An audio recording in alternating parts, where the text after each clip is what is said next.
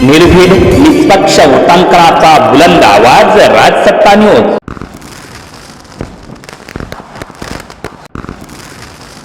बाबा याला अटक केली आहे. न्यायालयानं परत एकदा पोलीस कोठडी सुनावली आहे. काय अधिक माहिती आणि काय तपासात काही बाबी पुढे येत आहेत?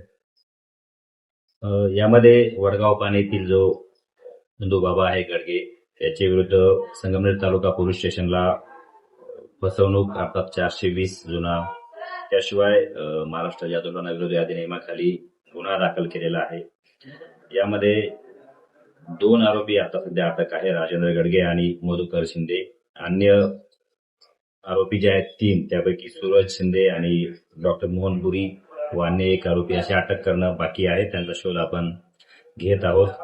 आतापर्यंत हे जे भोंदू बाबा आहे याच्या जे ठिकाण आहे वडगाव पाणी या ठिकाणी, त्या ठिकाणचे असे जे काही जादूटोणा दर्शविणारे जे व्हिडिओज आहेत सोशल मीडियावर वेगवेगळे प्रसिद्ध झालेले व्हिडिओ, त्याचप्रमाणे त्या ठिकाणी त्याच्या लॅपटॉपमध्ये मिळून आलेले असे 200च्या वर व्हिडिओ पोलिसांनी जप्त केलेले आहेत. या सर्व व्हिडिओंचा आपण फॉरेन्सिक टीम कडून ऑडिट करून घेणार आहोत.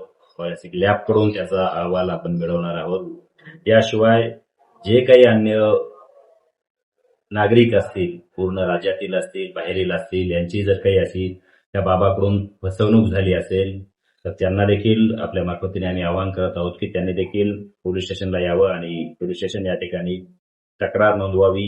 याशिवाय या बाबाचे जे काही अन्य कोणी साथीदार आहेत का, सहकारी आहेत का, जे काही डॉक्टर म्हणून जे काही साहित्य किंवा काही तत्सम औषधं जे बाबाकडून पुरवले जात होते लोकांना, त्याविषयी देखील फूड अँड ड्रगच्या मार्फतीने आपण अधिक माहिती घेत आहोत.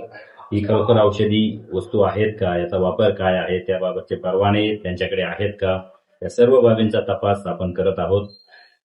याशिवाय जो काही यातील आर्थिक अँगल आहे तो देखील आपण तपासत आहोत. या बाबाचे अकाउंट्स नेमके कोणत्या कोणत्या बँकांमध्ये आहेत, त्यामध्ये जे काही ट्रान्झॅक्शन झालेले आहेत त्या दृष्टीने देखील पोलीस तपास करत आहेत.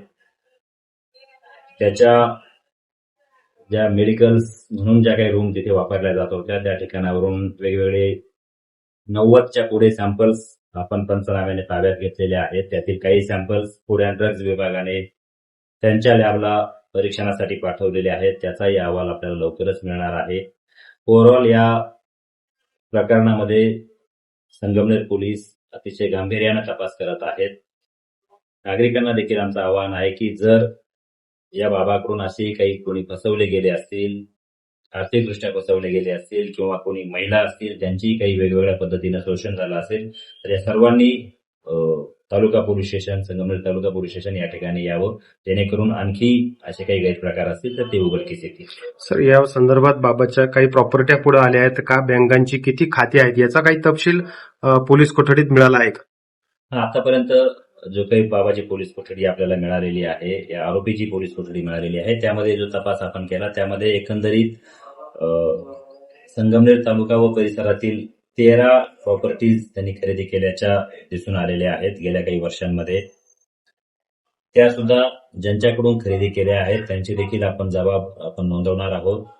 अन्यही काही प्रॉपर्टीज बाबत जे काही सब रजिस्ट्रार कार्यालय आहेत त्यांच्याकडून आपण माहिती मिळवण्याचं काम तपासामध्ये सुरू आहे. सर, पुत्रप्राप्तीसाठीचंही विधान पुढे येत आहे, या संदर्भात गुन्हा दाखल होऊ शकतो?